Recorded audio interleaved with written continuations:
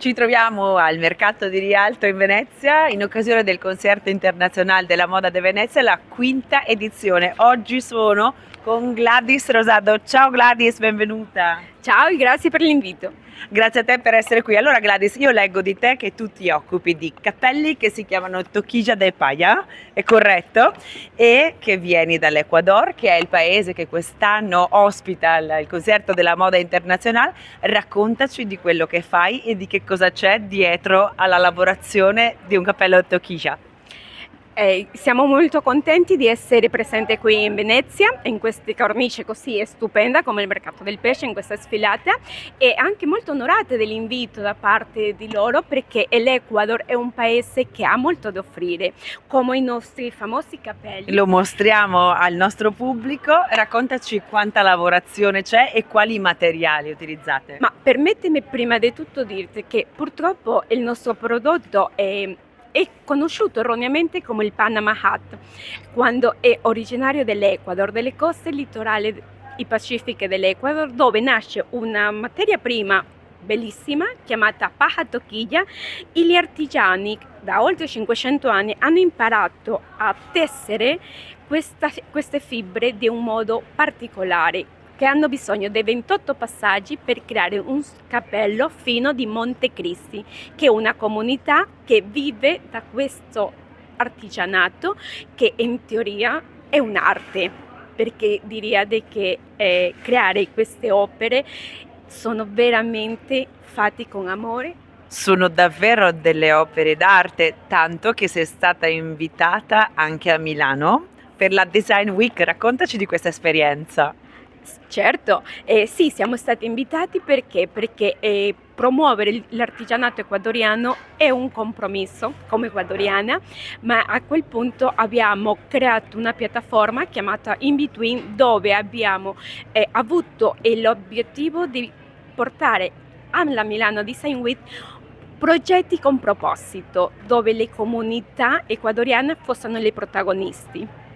A questo proposito, siccome In Between è un progetto che coinvolge 4 donne, oltre a te ci sono Silvia Pilotti, che non è qui con noi, ma Chiara Sangalli e Monica Bambini, che invito a venire, e diamo il benvenuto a Chiara e Monica, che sono 2 architetti con lo studio a Milano, che hanno conosciuto Gladys e è nata una bellissima sinergia. Buongiorno ragazze e benvenute. Noi vorremmo sapere da voi di che cosa si tratta, che cosa parliamo quando parliamo di In Between. Prego.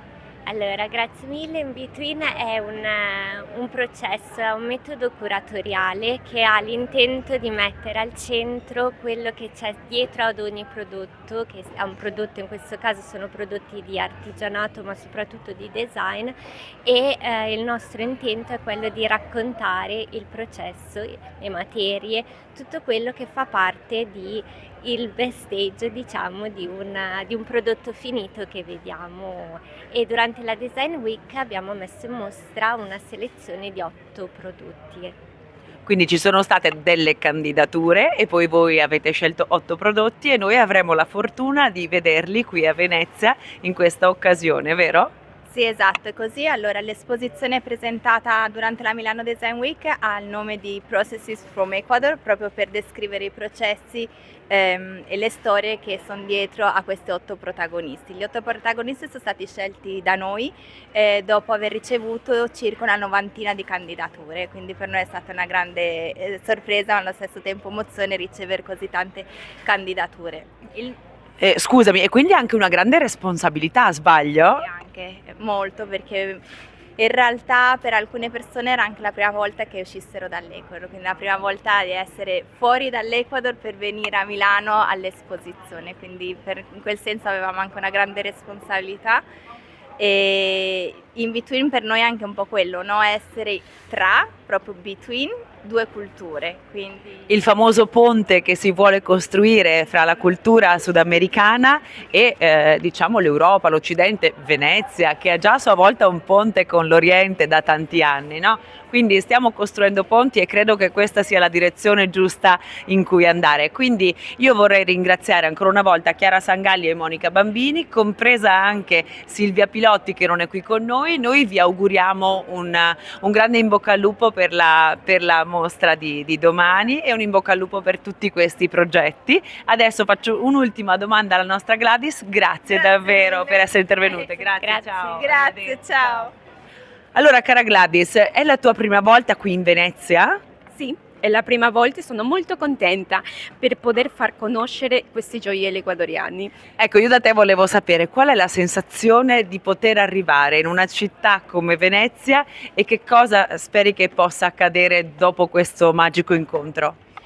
E guarda, sinceramente è un sogno perché portare questi prodotti in questo contesto è unico e vorrei tanto di poter continuare a stare qui presente a Venezia con prodotti originali, con prodotti che rappresentano un'arte, un stile e la vita di tante persone. E molto probabilmente Venezia è la città ideale per costruire questi ponti. Quindi io ti faccio un grande in bocca al lupo, tu sei la CEO di GM Montecristi, quindi un grande in bocca al lupo per la tua attività e non vediamo l'ora di vedere anche le immagini della sfilata. Benvenuta a Venezia e viva l'Ecuador! Che viva Italia, viva Ecuador e viva Venezia!